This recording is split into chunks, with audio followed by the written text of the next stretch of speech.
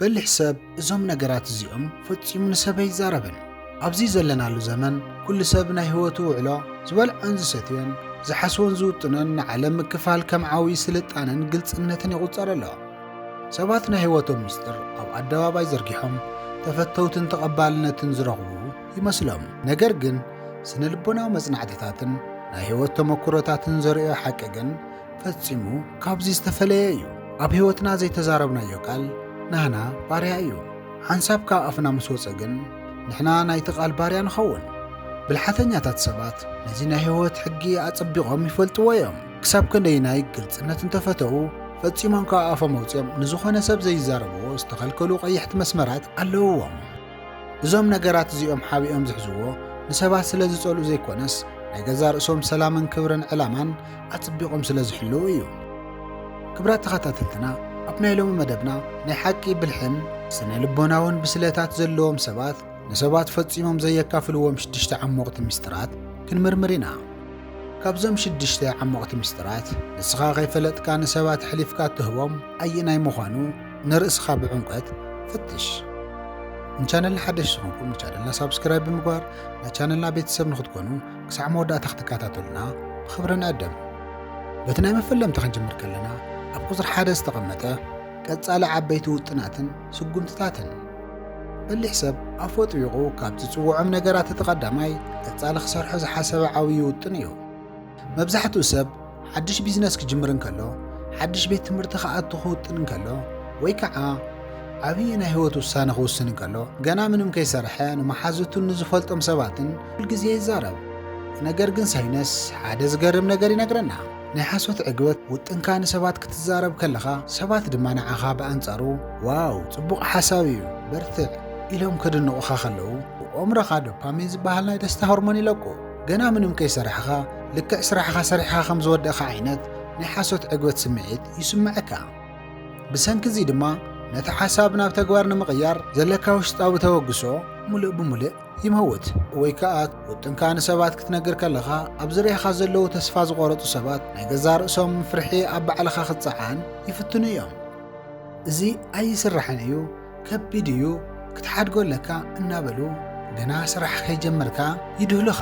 ብኣንጻሩ ከዓ በሊሕ ሰብ ግን ውጥኑ ኣብ ልቡ ሒዙ ኣፉ ዓፂዩ ብጽሞና ይሰርሕ። ንጉሆ ሰብ ከይተበራበረ ተሲእኻ ሕልምኻ ህነጽ። ድምፂ ክስማዕ ዘለዎ ዘምጽኻዮ ዓወትን ውፅኢትን እምበር ናትካ ባዶ ጃህራ ክኸውን የውልን። ካልኣይ መጠን እቶትካን ፋይናንሳዊ ምስጢርን።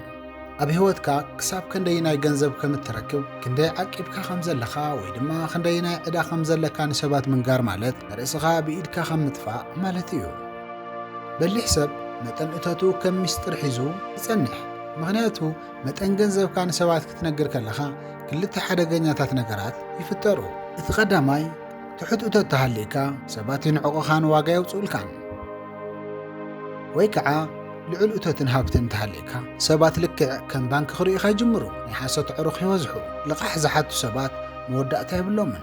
ብንእሽተይን ብዓብይን ካባኻ ረድኤት ይጽበዩ። ነዚ ምግባር ምስ ተቋርጽ ድማ ትማሊ ዘፍቅሩኻን ዝፈትዉኻን ዝነበሩ ሰባት ሎሚ ቀንዲ ጸላእትኻ ይኾኑ። ከም ዝፍለጥ ናይ ሓቂ ሃፍቲ ጽሞና እዩ ዝፈቱ። ባዶ ጅባ ግን ጫውጫውታ ይበዝሖ። በሊሕ ሰብ መጠን ገንዘቡ ብትዕቢት ይኹን ብጥርዓን ንሰብ ኣይካፍልን። ምክንያቱ ፋይናንሳዊ ህይወቱ ናቱን ናይ ቤተሰቡን ብሕታዊ ጉዳይ ጥራሕ እዩ። ሳልሳይ ናይ ቤተሰብን ናይ ውሽጢ ገዛን ግጭት። ኣብ ዝኾነ ይኹን ገዛ፣ ኣብ ዝኾነ ይኹን መርዓ፣ ኣብ ዝኾነ ይኹን ቤተሰብ ናቱ ዝኾነ ውሽጣዊ ፀገም ኣለዎ። ከም ዝፍለጥ ፍጹም ዝኾነ ርክብ ድማ የለን። ነገር ግን በሊሕ ሰብ ምስ መጻምርቱ ዝተፈጠረ ዘይምርድዳእ ድኻም ደቁ ወይ ድማ ምስ ወለዱ ዘለዎ ግጭት ኣብ ኣደባባይ ኣውፅኡ ይዛረብን። ኣብዚ ክትርድእዎ ዘለኩም ሓደ ነገር ፀገምካ ንሳልሳይ ወገን ክትዛረብ ከለኻ ንስኻ ጽባሕ ምስ ቤተሰብካ ተዓሪካ ነቲ ፀገም ትርስዖ ትኸውን። እቲ ዝነገርካዮ ሰብ ግን ነቲ ፀገም ንዘለዓለመ ይርስዖን። ንቤተሰብካ በቲ ዝነገርካዮ መነፅር ምርኣይ ዝጅምር ክብሮም የጉድለሎም። ሓደ ግዜ ድማ ከም መግለፂ ይጥቀመሉ። ናይ ገዛኻ ምስጢር ንወፃኢ ምዝራብ ናይ ገዛኻ ማዕጾ ከፊትካ ሰራቐ ከም ምዕዳም ማለት እዩ። በሊሕ ሰብ ክብሪ ገዝኡ ጽቢቑ ይሕሉ። ፀገም እንተሃልዩ ማዕጾ ዓፅዩ ምስ ዝምልከቶ ኣካል ጥራሕ ይፈትሑ እምበር ናይ ቤተሰቡ ሽግር ወይ ድማ ናይ ቤተሰቡ ፀገም ንመሓዙትን ንማሕበረሰብን ኣሕሊፉ ኣይህብን። ራብዓይ ጅግንነት ናይ ልብን ንጽህናን ዝዕቀን ዝኾነ ሰብ ኣብ ዘይረኣየሉ ሰዓት እትገብሮ ሰናይ ተግባር እዩ።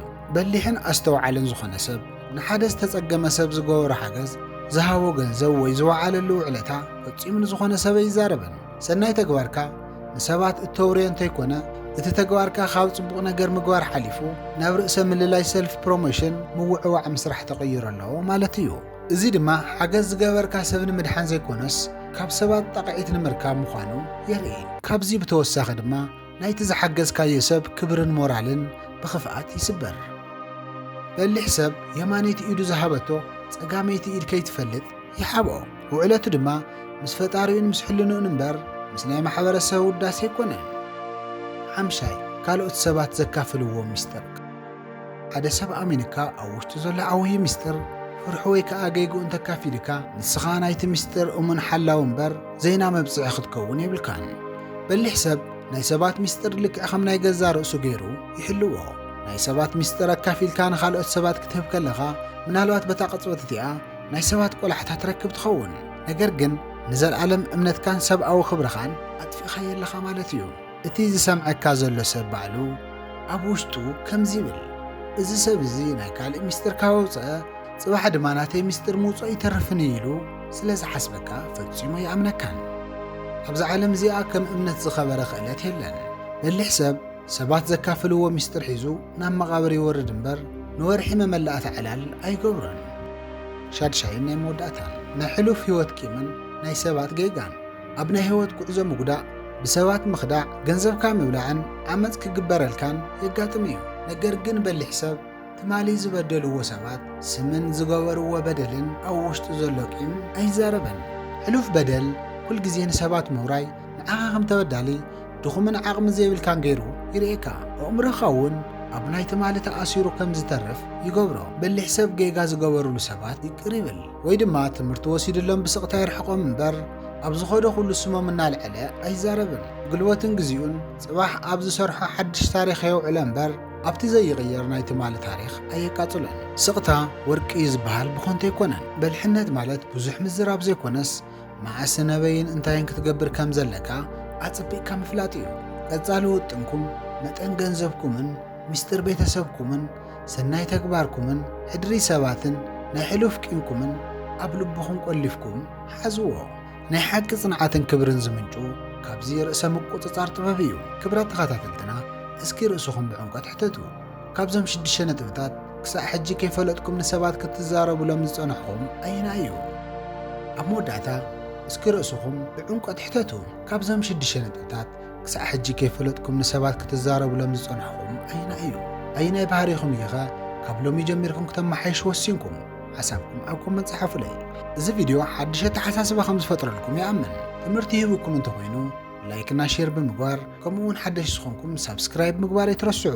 ቀጻሊ ብዕሙቕ ናይ ህይወት ትምህርቲ ክሳዕ ንራኸብ ኣብ ዘለኹም ሰላም ኩኑለይ። ቻው።